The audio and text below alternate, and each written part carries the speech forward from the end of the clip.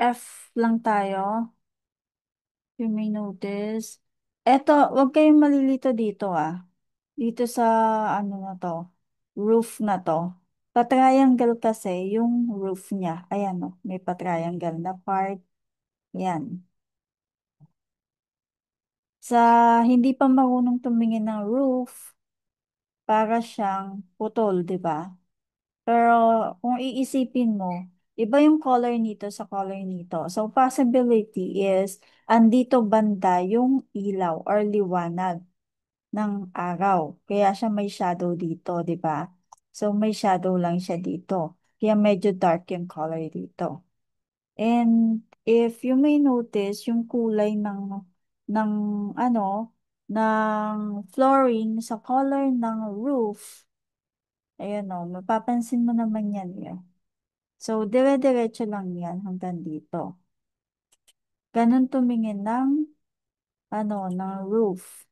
So, sa standard, roof and ano, and yung elevated na part ng bahay, yun yung isasama natin sa pagdodrawing. Yan o.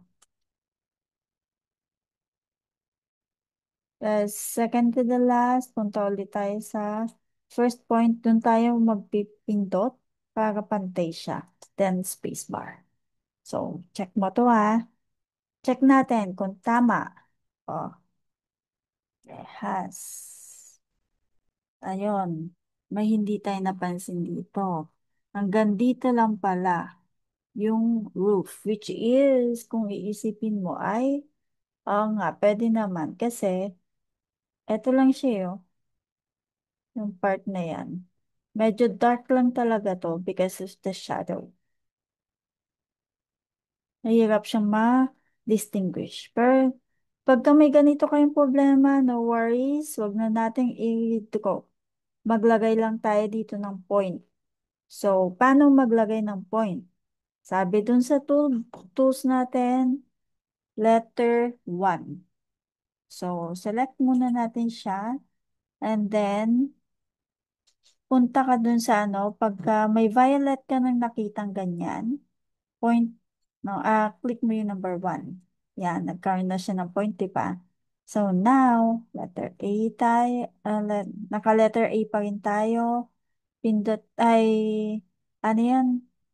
Hold and drag natin to. Click, and then hold, and then drag. Yan o. Meron na tayong ganyan. Is kung gusto mong i-adjust to, pero hindi naman na kailangan yan. Hindi naman kailangan 100%. As in, matudrawing mo siya ng buo na ano, ganyan. Hindi naman kailangan. So, okay na yan. Tingnan mo, pareha siya. Diba? So, move on na tayo sa susunod. Dito tayo. So, dito, if you may notice, square-square lang naman siya. Bigyan ko lang kayo ng extra tip. Just like what I said earlier, pwede kayo mag-drawing using yung ibang tool. Alright? And as early as now, gamitin natin yung ibang tool. Kasi dito sa ano, ang pinapagamit lang is letter F. Pero pwede ka actually gumamit ng ibang tools. Like here. Nakita niya naman yung toolbox natin, di ba? Yung tools natin. May letter E. Gamitin natin ang letter E. Para saan ba yung letter E? Para po yon sa pagdodrawing ng square or rectangle ng madali. If you may notice, mayroon siyang square dito, tapos ito, di ba? Layer siya. Pero sa ngayon, um, pwede yang gamitan ng letter E or letter F na lang talaga. Kasi yung pinaka side lang naman ang kailangan. Pero pakita ko na yun sa inyo. Yung dalawang paraan para gawin ito. Ang madaling paraan, letter F tayo. Tayo sa habang side. Yan. Since elevated to, if you may notice, may shadow siya. So, kasama pa yan. Eto, mm, madaling part lang to kasi walang ibang gagamitin mga tools. Mm. Sa first point, pindot, spacebar. Yan. Okay na yan. Letter F.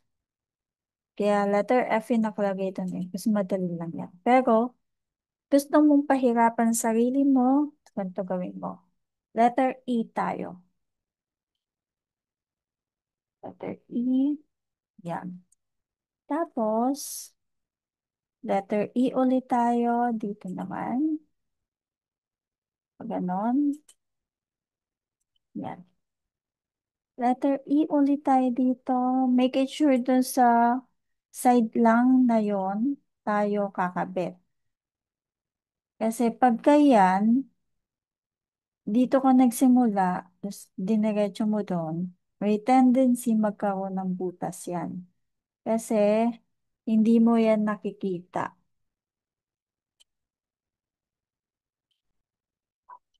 Hindi mo yan makikita yung mga pixel na yan pagka naka-zoom out. Tapos yun, meron pa tayo doon. So, um, letter E, or there is a possibility kasi na mag-error yan dito pag hindi siya pantay. So, E, X natin. X. X tool is repair tool. Since ang kailangan lang natin ay hindi pala tayo pwede hindi tayo pwede mag-X. Kasi hindi naman hindi naman isang ano lang to. Magkakahiwalay pa siya. So, tanggalin muna natin yan. Tapos, emerge muna natin to. A, select, shift, hold mo yung shift, select, select. Para lahat ng yan, mag-merge, letter V. Ganun. Di ba? Naging isa na siya. Tapos, isasama natin to dito. X natin yan. Tapos, yan. Hmm, yun. Di ba? Yun. Yun ang mas mahirap na paraan. Pero it's up to you. Kasi, pinakita ko lang, pinakita ko lang sa inyo yung ibang mga tools na pwede nating gamitin. Kasi along the way, may mga may encounter ka na um, pwede mong gamitin yung ano, ganong technique. So, since ito ay putol, hindi natin yan matatrabaho. If you may notice, yun lang buo. Yan, para siya, di ba? Yan. Hindi naman kailangan perfect na kagaya nito. Pero ako kasi, perfectionist ako, pasensya na. So, yan. So, we're done with this. Topology check. Wala. Yung lumalabas. So, save na natin yan. And then, arrow up to submit the task. Pwede ko siyang automatic save. Pero, and automatic download yan. Tignan mo, pagka-clinic yung A na yan, pag submit natin ito, automatically lalabas yung, ano, yung susunod na tatrabahuin mo. If ayaw mo ng ganon, gusto mo nagsasubmit pa, i-M mo to, which is manual. Yan ba? Hintayin lang natin yon. Diba? Ganun kadali.